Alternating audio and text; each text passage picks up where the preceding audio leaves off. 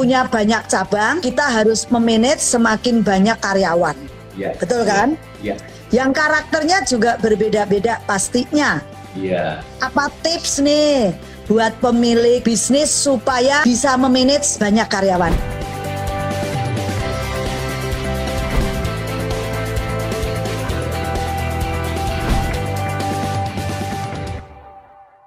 Nah, Coach, saya boleh tanya nggak nih? Kan masih punya waktu, nanti saya nggak bisa nanya. Nah, tadi kan punya banyak cabang, kita harus memanage semakin banyak karyawan. Betul kan? Yang karakternya juga berbeda-beda pastinya. Apa tips nih buat pemilik bisnis supaya bisa memanage banyak karyawan? Ini saya mau tanya dari Coach, karena saya juga banyak karyawan, tapi manage-nya juga kadang-kadang setengah mati, susah. Nah, yuk kita coba, saya dengar dari Coach. Kadang bisa hard eating ya, Nyonya Suan, Ibu Suan. Bikin setengah mati itu. Hati, eating, makan hati. Iya, betul. Itu kalau karyawannya nggak bener, kalau karyawannya bagus ya bagus gitu kan ya. Nah, yuk coba dari Coach Yohanes coba. Kalau dari saya simpel nih, Ibu Suan, jadi gini. Bayangin aja, kita itu manage bisnis itu seperti apa ya? Manage tubuh kita lah, seperti tubuh kita. Berarti kan yang atas kepala dong, dari kepala. Nah, dari kepala itu apa? Kepalanya tuh saya berarti, kitanya. Kitanya harus punya apa? Harus punya kacamata dan pemikiran yang tahu bahwa bisnis yang benar itu harus bisa direplikasi. Bisnis yang benar itu harus bisa di scale up. Bisnis yang benar itu harus bisa dimultiplikasi. Jangan kacamatanya sama pemikirannya kita, wah semuanya harus saya lu, semuanya harus saya. Johnny the Kway Teow Man. Video yang sempat viral yang dibikin sama Gradio saya itu. Dulu loh. Nah, saya dulu juga begitu. Itu luncatan kan 10 mulai sendiri gitu kan. Nah, tapi awal-awal. Iya, untungnya itu bertobat. Kalau enggak ya jadi Johnny the Kway Teow Man. Iya. Nah, jadi mulai dari kepala, Bu Suan. Jadi mindset kita benar apa enggak. Lalu kedua adalah, berarti kita apa? Tugas utama pemilik bisnis ngapain? Tugas utama pemilik bisnis bukan cari customer. Bukan. Tugas utama pemilik bisnis bukan apa lagi? Pegangin duit terus. Bukan.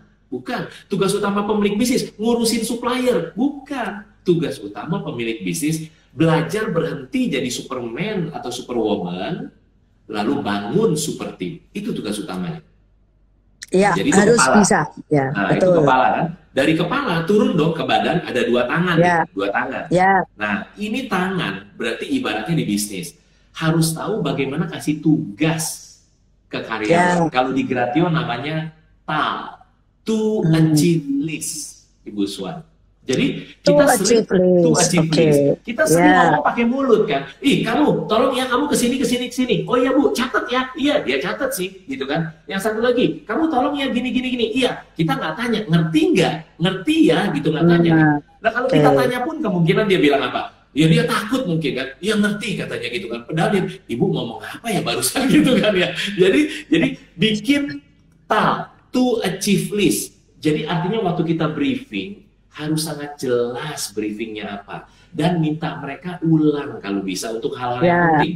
Ya, repeat my brief. Nah, ulang. Coba kamu boleh ulang nggak briefnya saya apa? Jadi itu tangan kanan lah ya. Tangan kiri namanya ERM, effective regular meeting. Jadi harus ada regular meeting. Kalau kita kasih tahu, kita simpen, kita catat tugas-tugasnya, tapi kalau kita nggak review, ya nggak akan jalan dong. Apalagi kalau belum tahu cari karyawan bagus. Ya udah, dapetnya karyawan yang ngeflow aja, Jack. Ibu pernah ketemu ya, dulu juga ya. Kalau ada karyawan yang, gimana? Kamu kenapa kok nggak jalan seperti yang udah setuju jalanin? Iya Bu, saya ngeflow aja, Jack. Maksudnya apa ngeflow aja, Jack? Yang ngalir aja Bu, ngalir Bu. Kalau Ibu dorong saya ngalir, kalau Ibu nggak dorong saya nyangkut. Nah lo, coba. Itu kan kita saya alamin semua. Tuh kan, iya. Itu Ibu ngalamin. Jadi dia ngeflow aja, Jack. Bukan ngalir itu, ngapung. Filosofi hidupnya ngapung aja gitu kan. Nah itu. Jadi tangan kiri apa? Tangan kiri berarti bikin tugas yang sistematis, to achieve this. Tangan kanan atau kebalik lah ya, salah satunya. Tangan kiri berarti satu lagi ERM. Efektif regular meeting. Dan ngelihat itu TAL gimana. Itu baru sampai tangan. Ya. Kakinya gimana? Supaya kita nggak perlu datang terus, nggak perlu nanyain terus. Kakinya ini seru. Kakinya ini yang kaki kanan, namanya adalah KPIM, Ibu Swan. KPIM itu apa? Rapotnya kita nilai dia itu bagus apa jelek pakai rapot. Namanya KPIM. Jadi intinya kita bilang, kamu sebulan ini, nah kan biasanya kan KPI kan Bu Swan. Iya, betul. Di kreatif kita nyebutnya KPIM. Kenapa? Karena kalau KPI biasanya kita udah bikin, tapi nggak jalan. Key Performance Indicator. Tapi kalau kita yakin bikinnya Key Performance Indicator and Monitoring, ada monitoringnya ya. Nah, dan bikinnya praktis. Jadi itu karyawan tahu, oh Bapak atau Ibu nilai saya bagus bulan ini kalau saya menghasilkan ini. Saya ngerjain ini, saya mencapai ini. Nah, misalnya gitu, 3 hal. Jadi kita nggak perlu liatin tiap hari, kita hitung lihat tiap minggu atau tiap bulan. Kelihatan nilainya kan? Betul, betul. Jadi raport dari setiap karyawan. Orang anak kita aja sekolah kita nggak liatin tiap hari kok. Kenapa? Karena udah ada rapotnya. Itu kaki kanan, Bu Swan. Kaki kirinya, nah ini kita bikin jadi gamification. Jadi kayak main game, Bu. Ada rewards, ada consequences. Nah, jangan punishment. Rewards and consequences. Kalau rewards and punishment, nah berarti rewards kalau kamu bagus saya kasih hadiah, kalau kamu nggak bagus saya hukum. Nah, ngapain dihukum? Kasih consequences. Jadi dia tahu kalau rapotmu bagus, kamu dapat tambahan sekian. Kalau rapotmu nggak bagus begini-begini, kamu ada konsekuensinya ya. Jadi kayak main game. Dari kepalanya sudah benar, tangan kiri kanannya benar, kakinya benar. Jadilah berdiri itu bisnis kita. Simpelnya jawabnya bisa gitu jalan. Iya. Nah, ada satu lagi nih. Berarti ini konfirmasi. Saya melakukan, tapi benar-benar dikonfirmasi oleh Coach Yohanes. Nah, bagaimana sih cara kita dapetin karyawan yang tidak cuma skillnya bagus, tapi karakternya juga bagus? Tadi. Ini seru nih ya. Jadi kalau dapat karyawan yang karakternya jelek ya, ibaratnya gini ya, Ibu Swan ya. Itu ayah ibunya aja udah angkat tangan kira-kira sama anaknya gitu kan. Aduh, aku udah nyerah lah, anakku tuh karakternya luar biasa. Udah kerja di tempat Ibu Swan gitu, kasih gaji sama ajarin anakku karakternya jadi bagus ya. Capek kan kita ngasih. Bener. Lah kita gaji, musinya bantuin kita suruh ngajarin anak orang gitu loh karakternya. Ya nggak sih? Jadi mulai sekarang kita paham bahwa apa? Skill itu lebih mudah diajarkan. Karakter itu lebih sulit diubah. Jadi berusahalah cari orang yang karakternya bagus. Karakternya bagus, betul. Kalau bisa memang skillnya bagus, tapi kalau skillnya masih medium, ya nanti kita bisa ajarkan. Betul ya Bu ya? Betul. Nah, pertanyaannya ada 4 karakter khusus karyawan, Bu Swan. Dan kalau kita bisa baca 4 karakter ini, enak milih orangnya. Apa itu? 4 karakter khusus karyawan. 1, ada karyawan yang D. D itu dominan namanya. Betul, dominan. Kelebihan orang karakternya yang D-nya tinggi, itu dia drive-nya tinggi. Itu kelebihannya. Jadi waktu kita bilang, tolong ya, kamu bisa begini, dia langsung jalan. Bulldozer tadi kata Ibu itu, di awal. Drive-nya tinggi. Senang nggak kita kalau punya karyawan yang ngedrive-nya tinggi? Senang. Oh ya, itu enak daripada harus kayak dipecut gitu. Kalau dipecut baru ngepeluk gitu. Dipecut pun juga dia nggak lari Bu, dia ngapung. Jadi yang pertama, ini yang pertama ya. Dominan. Dominan, cari yang dominan. Ketemu dominan, itu berarti drive-nya tinggi. Tapi punya kelemahan Bu Swan. Kelemahannya orang yang bulldozer itu biasanya yang dominan, tidak perhatiin hati. Jadi dia nyenggol kiri kanan, orang pada sebel semua. Kadang-kadang dia bisa bilang di meeting aja dia bisa ngomong gini, kamu itu otaknya di mana? Yang digituin, kok gitu sih gitu kan ya? Kayak gitu bisa. Ada sih orang yang dominan yang halus, ada. Dia ngomongnya gini, kamu itu otaknya di mana? Ya tetap nyakitin kan ngomongnya gitu kan.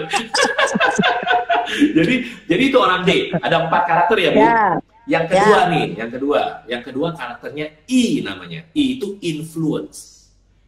Bagusnya orang I itu jago bicaranya, jago jualan, jago ngelayanin. Itu orang I. Keren orang I. Ada jeleknya orang I. Orang yang jago influence, jago ngomong apa, biasanya orangnya sensitif Bu. Oh gitu? Iya, biasanya gitu. Jago ngomong karena dia selalu mau dibawa kamera kan, dibawa spotlight. Jadi kalau ada orang yang bilang, ih si Dewi itu nyebelin kayak gini. Kenapa sih gue padahal udah baik loh. Kenapa sih masih ada orang yang sebelah sama gue suka baperan jadinya gitu. Oh, itu orang baperan. Nah, itu orang I. Baru 2 kan? Ya. Karakter ketiga, ya. Karakter ketiga.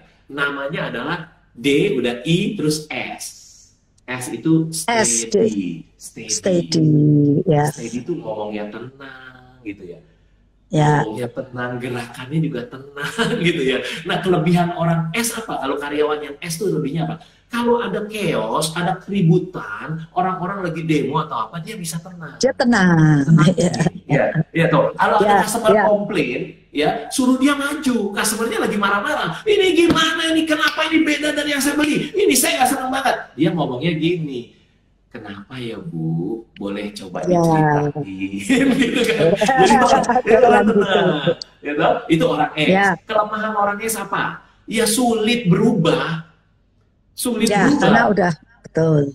Jadi dia maunya semuanya sama. Kalau bisa hidup 2 dekade yang lalu. Jadi padahal di bisnis kan berubah terus. Ya, kalau kita ubah baru strategi A, besok kita ubah strategi B, dia nggak tahan. Dia bilang, Ibu kenapa sih ubah-ubah strategi terus? Yang A aja belum, Bu. Nah, itu kelemahannya dia. Ya. Tipe karakter yang keempat, namanya C. Compliant. Dia detail banget, comply cermat. Suruh bikin SOP, cermat, comply, detail. Itu bagusnya dia. Kelemahannya dia apa, Bu Swan? Kelemahan dia adalah dia susah ngambil keputusan cepat, mesti punya data lengkap itu. Ya, itu harus ada datanya kayak apa baru. Nah, itu Bu, 4 karakter. Sebenarnya bukan karakter, itu lebih 4 perilaku, 4 sikap. Tapi saya senang nyebutnya karakter. Kenapa? Karena kalau sikap terus-terusan bersikap seperti itu akan jadi karakter, ya nggak sih? Betul. Nah, 4 ini kalau kita tahu cara ngetesnya, ada softwarenya kalau di Gratio kita pakai Fraxor. Itu ngetes 15 menit, Bu. Kebaca itu, kebaca orang gitu itu ya, bukan langsung cuma tipe mana ya. Akurat banget loh itu.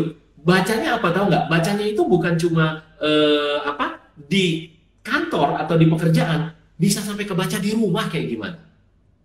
Kita bisa baca aslinya sampai rumah. Dan kok hubungannya apa Coach? D sama I, tadi dominan, I influence, jago bicara, S itu yang steady, C itu yang detail gitu kan, compliant. Apa hubungannya? Hubungan banget.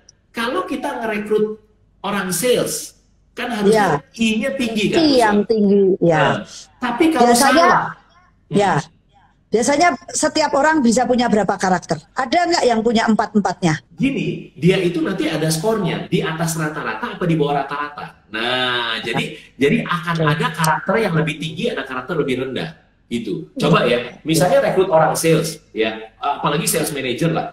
Bukan orang I yang tinggi karena kita lihatnya resume doang, CV. Oh, dia dari sales management sekolahnya, oh kerjanya di sales, oh naik jadi sales supervisor, ini bagus pasti. Kita rekrut. Yang kita lupa, dia nggak baca karakternya. Ternyata dia S, Bu. Steady. Nah, begitu presentation ke customer, ya toh, presentation ke customer, ini gini. Customernya bilang, wah ini yang saya cari selama ini, saya mau beli 1 kontainer. Dia tenang kan? Dia bilang, tenang dulu Pak, jangan langsung beli.